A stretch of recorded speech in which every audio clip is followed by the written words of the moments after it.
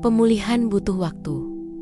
Luka tak bisa sembuh dalam semalam. Kadang, ada keheningan yang lebih menyakitkan daripada ledakan kemarahan. Setelah pertengkaran hebat di peternakan, rumah kami diselimuti keheningan yang memekakan telinga. Aku dan Maria berada dalam perang dingin. Kami berbagi atap, tapi tidak ada lagi tawa atau percakapan ringan. Setiap tatapan adalah pedang. Setiap keheningan adalah jurang. Dia mengurung diri di kamar, tak mau makan bersamaku. Aku sendiri, meskipun merasa sedikit lega, karena akhirnya bisa meluapkan segalanya. Justru merasakan kekosongan yang tak tertahankan. Tidak ada kepuasan, hanya rasa lelah yang amat sangat. Sebulan penuh perang dingin itu berlangsung, sampai Maria pergi lagi. Kontraknya diperpanjang, dan dia kembali terbang, kembali ke pekerjaannya sebagai pramugari. Aku mengira dia tidak akan kembali. Aku pasrah. Jurang di antara kami semakin lebar, dan kini kami benar-benar terpisah. Setelah sebulan bertugas, tiba-tiba Maria kembali. Dia datang dengan seragam pramugarinya. Wajahnya sembab dan matanya berlinang air mata. Dia berjalan langsung ke arahku. Tanpa banyak bicara, dia memelukku erat dan menangis tersedu-sedu di bahuku. "Maafkan aku, Kak," bisiknya. Suaranya parau oleh tangisan.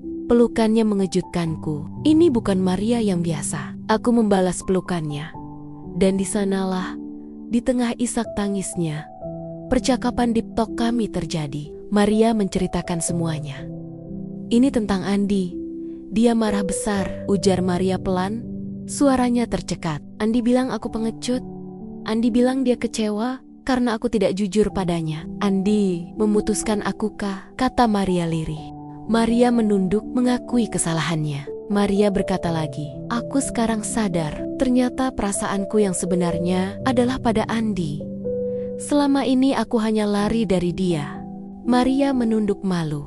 Maria mengangkat wajahnya, pandangannya kosong. "Kemarin, waktu aku tugas, ada berita pesawat tergelincir, Kak," kata Maria padaku. Aku melihat betapa rapuhnya hidup ini. Saat itu juga, yang Maria inginkan hanyalah bercerita padaku, Dewi, dan Andi tentang perasaannya. Dia sadar, selama ini dia hanya mengejar kesempurnaan, karena memang itulah yang dia lihat dariku. Kata Bapak, aku ini selalu jadi role model. Sosok yang menurut Maria tidak akan pernah bisa dia ikuti. Maria itu ceroboh, spontan, beda sekali denganku. Dia iri padaku, tapi dia juga merindukan sosok aku yang dulu. Sosokku saat aku hanya menjadi kakaknya saja, bukan peran ibu yang selalu kuperankan di rumah. Kata-kata Maria seperti palu godam. Aku terkejut. Bagaimana mungkin Maria tidak tahu semua bebanku? Aku selalu merasa Bapak yang menjadikanku sebagai role model selalu membebankan tanggung jawab keluarga di pundakku setelah ibu meninggal. Elina harus bisa gantikan ibu.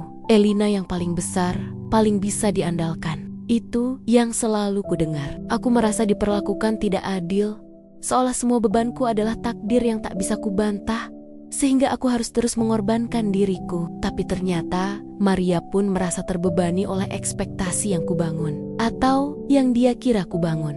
Pembicaraan itu panjang, penuh air mata, dan sangat berat. Tapi dari sana, kami menemukan benang merah, bahwa betapapun kecewanya, betapapun marah dan benci, kami tetap saudara, keluarga, tempat kami saling bergantung satu sama lain. Kami tidak saling memaafkan sepenuhnya saat itu juga. Luka itu masih terlalu dalam, tapi kami berjanji akan berusaha.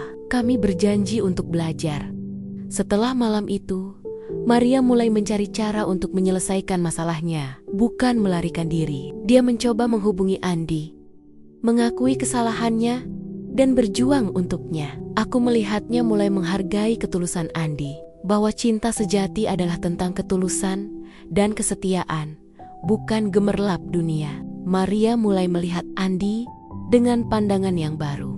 Dan perlahan, hatinya mulai membuka diri untuk mencintai Andi yang sederhana, namun tulus. Dia sadar ketenangan dan rasa aman dari Andi jauh lebih berharga daripada drama dan kepalsuan dengan Mas Edo.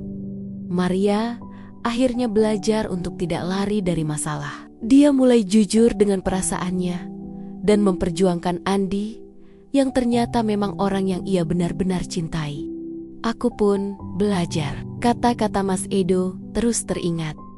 Kita berdua sama-sama penakut, ujarnya dulu. Aku belajar bahwa meski ada tanggung jawab keluarga, aku juga punya tanggung jawab terhadap kebahagiaan diriku sendiri. Self-love itu penting, mengekspresikan apa yang kurasakan, apa yang kuinginkan, bukanlah berarti egois. Aku mulai lebih tegas dengan karyawan dan berani speak up jika tidak setuju dengan keputusan manajer lapangan di peternakan. Aku mulai menata kembali peternakanku dengan energi baru.